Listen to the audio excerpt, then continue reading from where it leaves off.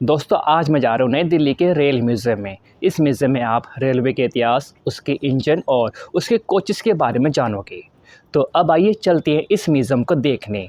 यह म्यूज़ियम मंगलवार से रविवार तक खुला रहता है और यहाँ की एंट्री वीकडे पर 50 रुपये और वीकेंड पर 100 रुपये है अडल्ट की।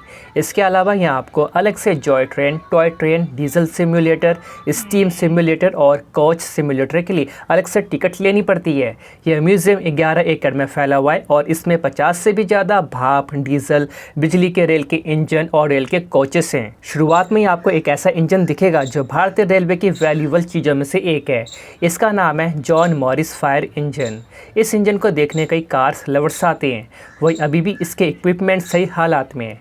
इस म्यूज़ियम में एक गैलरी बनी है जिसमें आप रेल से जुड़ी चीज़ों को देख सकते हो। वैसे इस गैलरी के अंदर फोटोग्राफी मना है, इसलिए मैं आपको इस गैलरी की वीडियोस नहीं दिखा सकता। चलिए अब शुरुआत करते हैं इन पुराने इंजन को देखने से। सामने जो इंजन है इसका नाम है ST707। ये इंजन नॉर्थ वेस्टर्न रेलवे में शंटिंग के लिए उपयोग में लाया जाता था। सन 1904 में मुगलपुरा वर्कशॉप में ग्लासगो से इंपोर्ट किए गए पुर्जों से बना ये पहला इंजन था। ये इंजन कोयले से चलता था। इसके पहिए देखोगे तो वो काफ़ी बड़े हैं। अब आप जो इंजन देख रहे हो इसका नाम है B26। ये इंजन 1870 के आसपास बना था। ये 40 टन पहिया वाला ब्रॉड गेज लोकोमोटिव इंजन है और इसमें अलग अलग टोन के लिए 2 छोटी सीटियाँ हैं। इसका इस्तेमाल ज़्यादातर लखनऊ और कानपुर के बीच अवध और रोहिलखंड रेलवे द्वारा यात्री और माल को लाने और ले जाने के लिए किया गया था। वहीं इसे सन 1921 में सेवा से हटा दिया गया था। वैसे इस इंजन के साइड से पेंट निकल रहा है जो इसे नुकसान पहुंचा रहा है। अब चलिए आगे बढ़ते हैं दूसरे इंजन को देखने के लिए। ये इंजन मुझे खास लगा। इसका नाम फिनिक्स है। ये मुझे इंजन इसलिए खास लगा क्योंकि ये इंजन मुझे पोकेमॉन के एक कैरेक्टर फिनिक्स की याद दिलाता है। इस इंजन को यूके से सन 1907 में इंपोर्ट किया गया था। इसका पैसेंजर कंपार्टमेंट एक इंजन पर और एक एक्सल पर था। ये ईस्ट इंडियन रेलवे की ब्रांच लाइन पर रेल मोटर कार की तरह इस्तेमाल हुई। बाद में सन 1927 में कोच का हिस्सा हटा दिया गया और इंजन को शंटिंग इंजन के रूप में चेंज कर दिया गया। दोस्तों यहाँ पर जॉय ट्रेन से म्यूज़ियम का घूमना एक अलग ही मज़ा है। वैसे ना आज सिर्फ जॉय ट्रेन ही चल रही थी, बाकी सब मेंटेनेंस में थी। चलिए अब दोबारा इंजन पर लौटते हैं। इस इंजन का नाम है EM922NWR। ये इंजन 90 टन का है। इसे ग्रेट इंडियन पेनिनसुला रेलवे पर यात्रियों, मेल और एक्सप्रेस ट्रेनों के लिए इस्तेमाल किया गया। बाद में इसे नॉर्थ वेस्टर्न रेलवे पर इस्तेमाल किया गया। इस इंजन को कई VIP ट्रेनों का चलाने का मौका भी मिला और इन्हीं VIP ट्रेनों के कारण इसका नाम लॉर्ड क्लाइड, रूजवेल्ट और क्वीन एक्सप्रेस रहा था। इस इंजन का नाम है Y2। इस इंजन में कई सारे पहिए देख सकते हो। सन 1907 में इगतपुरी पुणे घाट सेक्शन पर इसे बैंकर इंजन के रूप में इस्तेमाल किया गया। यहाँ आपको सभी इंजन को देखने में कम से कम 3 घंटे लग सकते हैं। वैसे तो मुझे 4 घंटे लग गए हैं इस म्यूज़ियम को घूमने में। यहाँ खाने पीने के लिए एक कैफेटेरिया भी है। बच्चों के लिए यह जगह काफ़ी अच्छी है। इस म्यूज़ियम में मुझे सबसे अलग कोच ये वाला लगा। इस कोच के साथ ऐसा लग रहा है कि इसके साथ कोई भयानक एक्सीडेंट हुआ है। आप देख सकते हो कि इसके जो दरवाजे हैं और जो खिड़कियाँ हैं वो टूटी हुई हैं।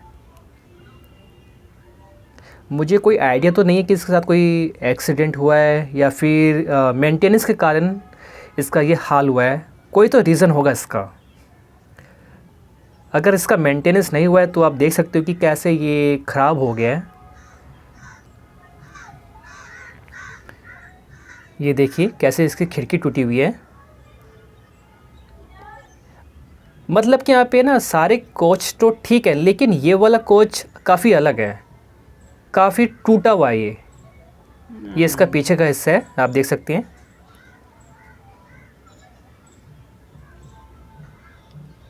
इस इंजन को आपने हर जगह देखा होगा। इसका नाम है WDM2। भारतीय रेलवे ने इस कैटेगरी के 2700 से ज़्यादा इंजन का इस्तेमाल किया। 18040 पहला WDM2 इंजन था जो अमेरिकन लोकोमोटिव कंपनी से इंपोर्ट किया गया था। सन 1964 से ये engine diesel locomotive works Varanasi में बनाया जा रहा है। भारत में पहला बना WDM2 18299 था जो DLW यानी डीजल लोकोमोटिव वर्क्स द्वारा बनाया गया।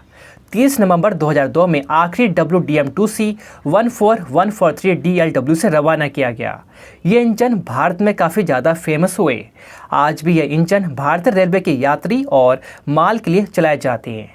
कुछ WDM2 के इंजन को बांग्लादेश और श्रीलंका को भी एक्सपोर्ट किया गया। दोस्तों, इस इंजन का नाम है सेंटिनेल। ये इंजन पंजाब के PWD के कई सिंचाई परियोजनाओं के कामों में इस्तेमाल होने वाला एक फेमस लोकोमोटिव था।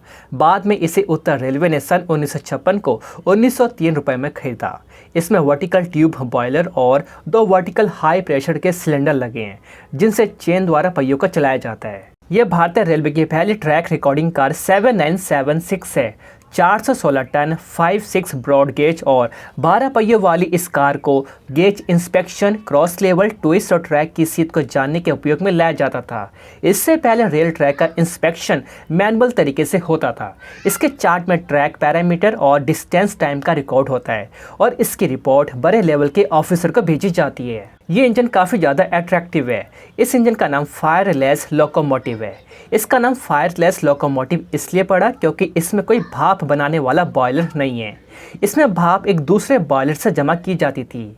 इस इंजन को ऐसे इलाकों में इस्तेमाल किया जाता था जहां जलने वाली चीज़ें हों। ये WT594 है और आप देख सकते हैं कि इसको देखने के लिए यहाँ पर कई लोग आए हैं। ये काफ़ी खूबसूरत इंजन है। इस छोटे लोकोमोटिव इंजन का नाम CS775 है। ये 11 टन का नैरो गेज इंजन था जो पूर्वी भारतीय के सियालदा डिवीज़न में शांतिपुर और नवद्वीप घाट के बीच चलता था।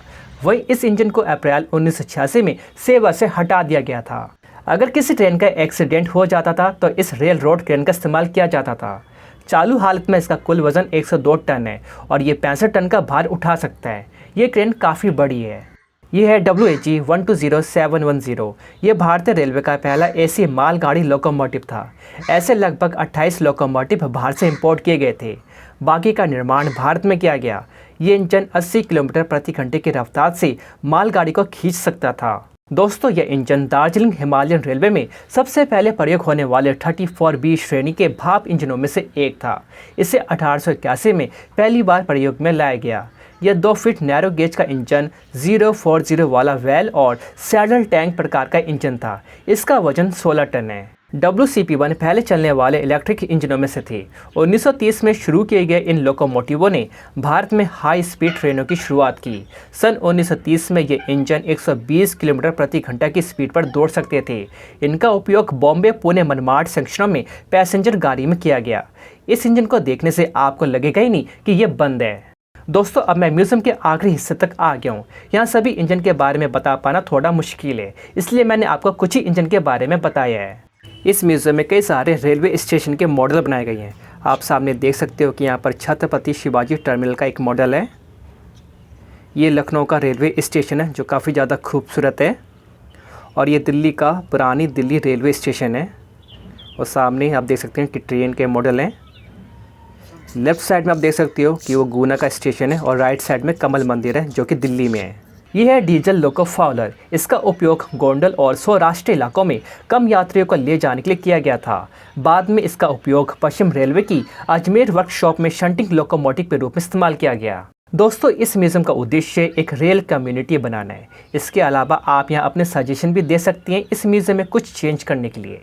इस रेल म्यूज़ियम में मैंने रेलवे के इतिहास को करीब से जाना। यहाँ की हर चीज़ हमें रेलवे के अतीत की याद दिलाती है।